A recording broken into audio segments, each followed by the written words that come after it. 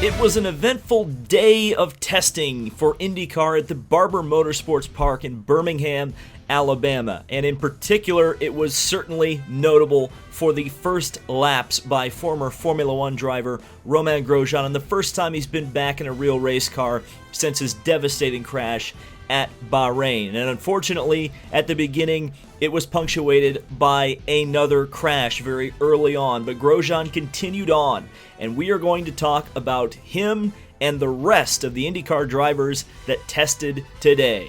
Let's get into it.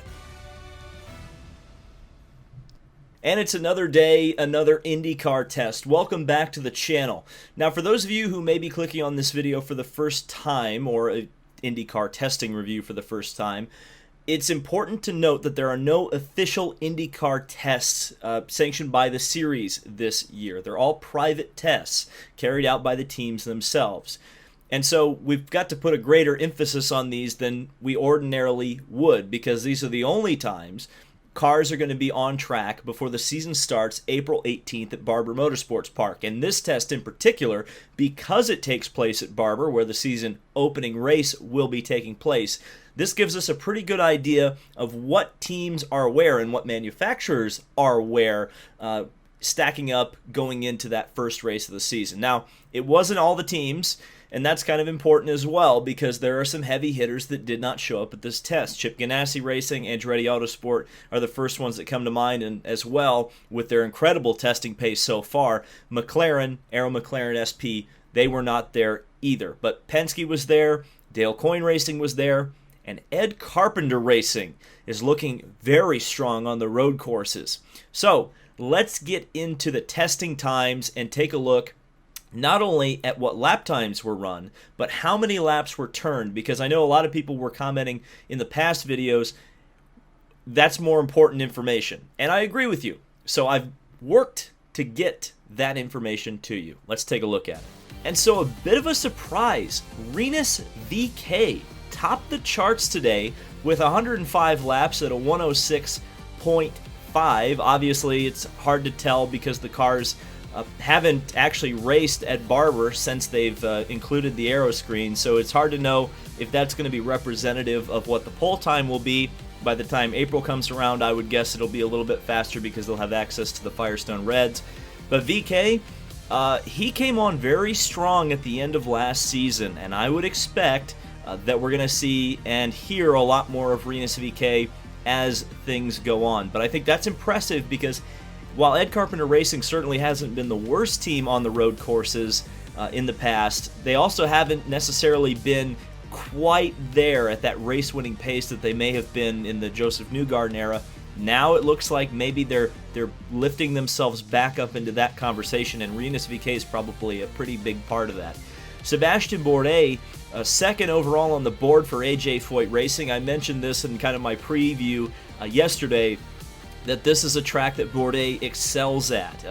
One of his greatest drives of his career was a Lotus that he managed to kind of wring the neck of up into the top 10 when he had significantly less horsepower than everybody else.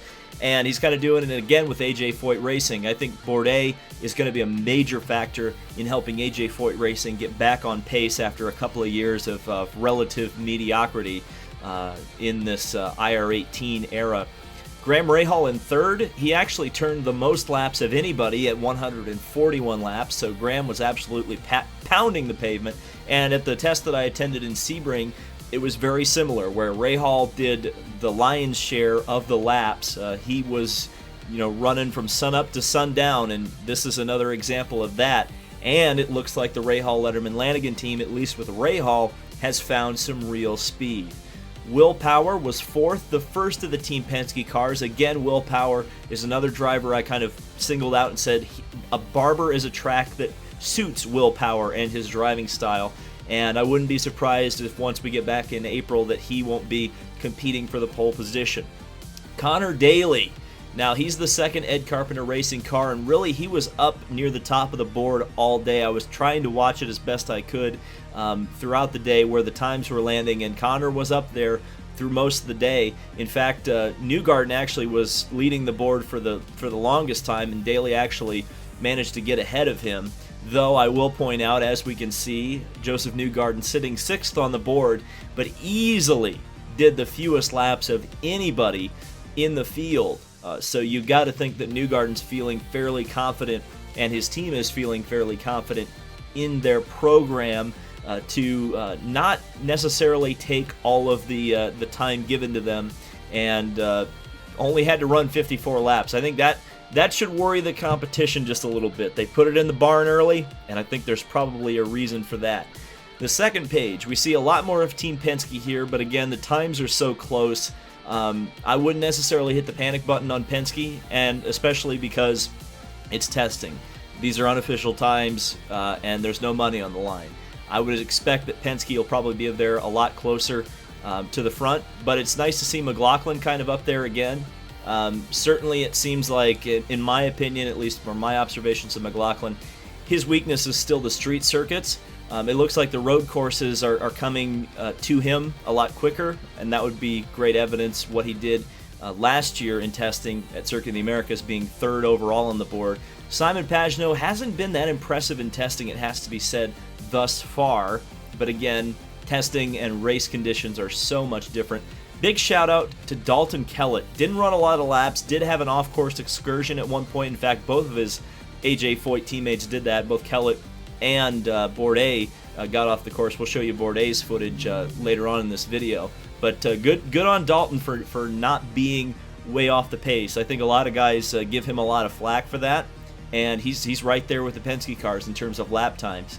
Ed Jones, first time he's been able to test since returning to Dale Coyne Racing with Vassar Sullivan.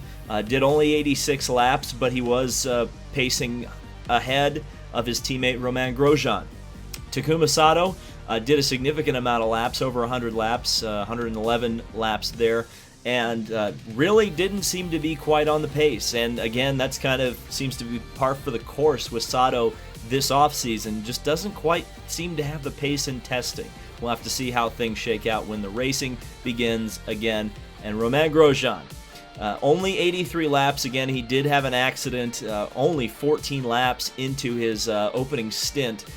But, considering he's not very far off of Sato, who's been doing this 10 years at this point, or over 10 years at this point for Sato, you got to say that Romain Grosjean did come out of the box a lot stronger than, say, a Jimmy Johnson. But, of course, I think that's to be expected because, of course, he has recent Formula One experience and recent open-wheel, open cockpit experience, or open-wheel experience. I guess we can't say open cockpit anymore. So the lap 14 crash for Grosjean is the thing that a lot of people are going to be talking about. A lot of people are going to be memeing it. But I wouldn't necessarily say that's a sign of things to come right now.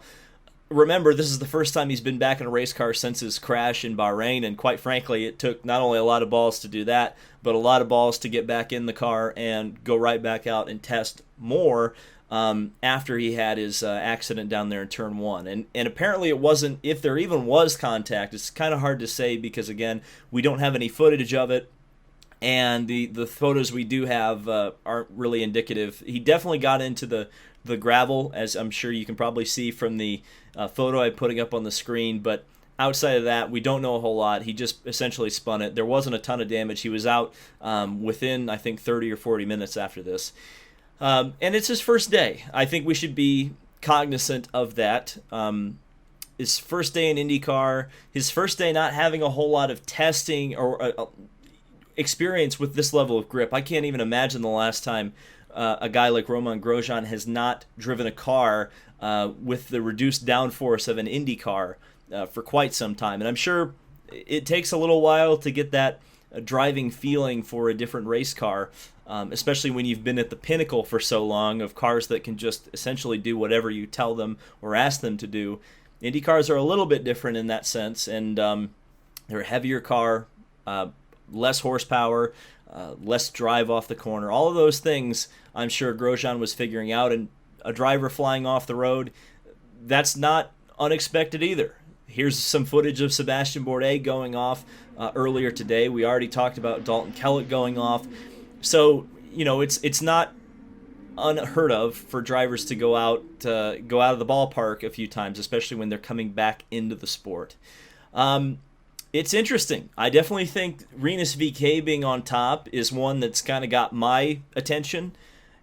The fact that Chevy was the top 6, the top 8 cars. Now, granted, there weren't a lot of Hondas there. There was only, Rahal was third, but the Chevy cars seem to have the advantage, at least based on this testing. It seems like they're a little bit faster right now. And again,